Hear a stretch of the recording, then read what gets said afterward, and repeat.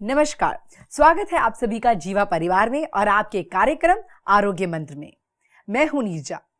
Auto immune disorders ये तब होते हैं जब आपके शरीर की इम्यूनिटी आपकी रक्षा करने की बजाय आपके शरीर पर ही आक्रमण करने लग जाए।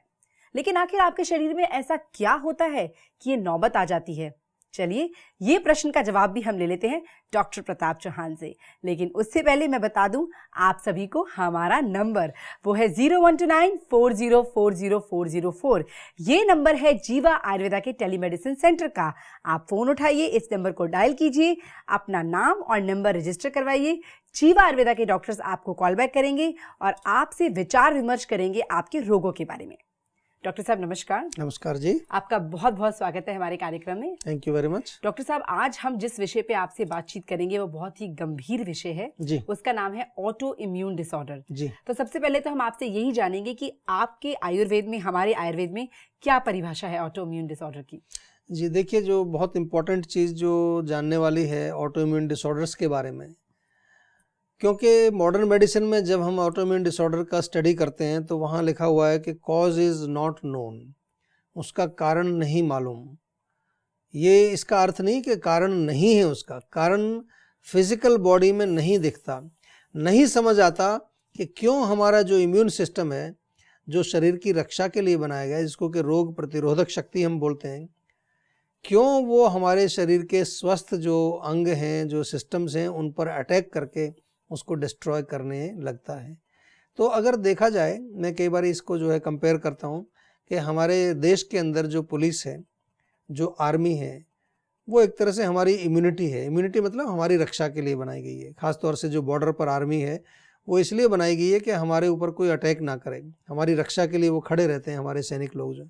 लेकिन इमेजिन करो कि यही सैनिक अगर जो है रक्षा करने की बजाय उल्टा अटैक कर दें सिविलियंस पर, तो इसको हम लगभग कुछ ऐसा कह सकते हैं कि ये ऑटो इम्यून एक तरह का अटैक हो गया।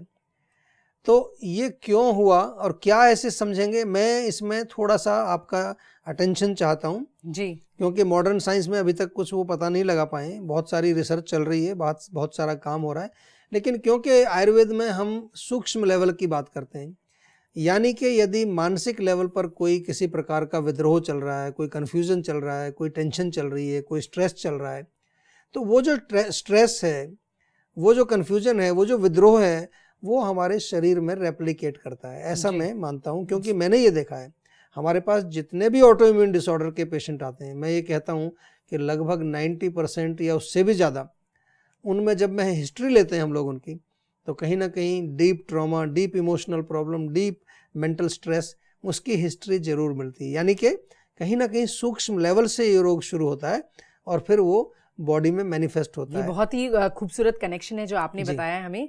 इस विषय में भी आपसे और बात करेंगे। आइए पहले बात करते हैं हमारे शो के पहले कॉलर से। नमस्कार जी। हेलो। हेलो। हाँ जी, स्वागत है आपका हमारे कार्यक्रम में। अपना नाम बताइए। मेरा नाम संजीत है, मैं गुवाहाटी से बोल रहा हूँ। हाँ जी, पूछिए डॉक्टर चौहान से अपना सवाल। जी, मुझे हेयर लॉस के बारे में पूछना था। Hair loss? जी जी, मेरा उम्र 20 है। हाँ जी। हाँ जी, 2010 से मेरे बाल बहुत गिर रहे हैं। बाल गिर रहे हैं 20 साल की उम्र में? देखिए, आप अकेले नहीं हैं, बहुत सारे पेशेंट हैं हमारे पास युवा अवस्था में जो इनके बाल गिरते हैं, और हमने काफ़ी काम ऑलरेडी इस पर कर लिया है, काफ़ी रिसर्च भी, काफ़ी डेटा भी कलेक्ट कर लिया है, काफ़ी सारी एनालाइजेशन भी की हैं।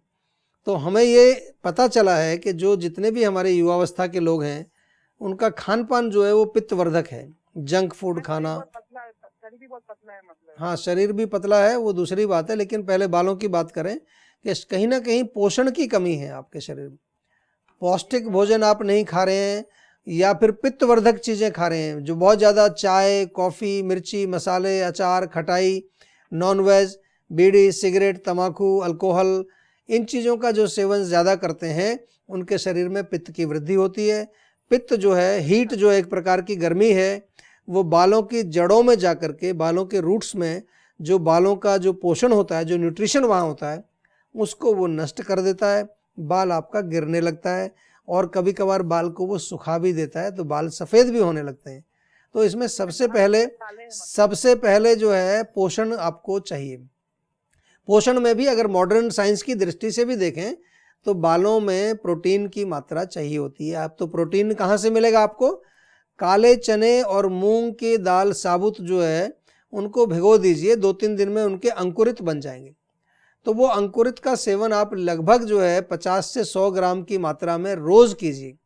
दूसरा, कच्चा पनीर थोड़ा अगर मिल जाए, घर में भी बना सकते हैं या बाज़ार में अच्छा पनीर मिले अगर आपको, तो थोड़ा सा कच्चा पनीर 20 से 30 ग्राम हर रोज़ सेवन करें। इसके साथ साथ 1 चम्मच आंवले का चूर्ण सुबह, 1 चम्मच आंवले का चूर्ण शाम को, ये सेवन करें। चाय, कॉफ़ी, मिर्ची, मसाले, गरम चीज़ें बिल्कुल बंद कर दें। और एक काम और करना पड़ेगा आपको कि हमारे यहाँ से एक हेयर टॉनिक हम बनाते हैं, बहुत बढ़िया हेयर टॉनिक है। जिन लोगों के बाल गिरते हैं, बाल कमज़ोर हैं, हेयर टॉनिक उसके लिए क्यों कहते हैं उसको? क्योंकि बालों की रूट्स को मजबूत करता है। हेयर टॉनिक मंगाइए और एक तेल जो बालों का हमारे यहाँ पर बनाते हैं, 2 चीज़ें। और तीसरी चीज़, एक शैम्पू भी मंगाइए, आंवले का शैम्पू आप मंगाइए। तो ये 3 चीज़ें, हेयर टॉनिक, हेयर ऑयल और आंवला शैम्पू, ये नियमित रूप से सप्ताह में 2 बार तो ज़रूर इनका प्रयोग करना है। कैसे प्रयोग करना है वो हमारे डॉक्टर्स जो हैं वो आपको अच्छी तरह से समझाएंगे। ठीक है संदीप, तो अभी तो आप बहुत यंग हैं और हेयर लॉस जैसी प्रॉब्लम आपको बिल्कुल नहीं होनी चाहिए। तो आप हमारे डॉक्टर को तुरंत फ़ोन कीजिए और जैसे डॉक्टर चौहान ने आपको बताया है वो नियमित रूप से फॉलो कीजिए, आपको धीरे धीरे करके आराम अवश्य आएगा। हमारा नंबर है 012940400404। वक्त आ गया एक छोटे से ब्रेक का, आप कहीं मत जाइएगा, मिलते हैं आपसे इस ब्रेक के बाद।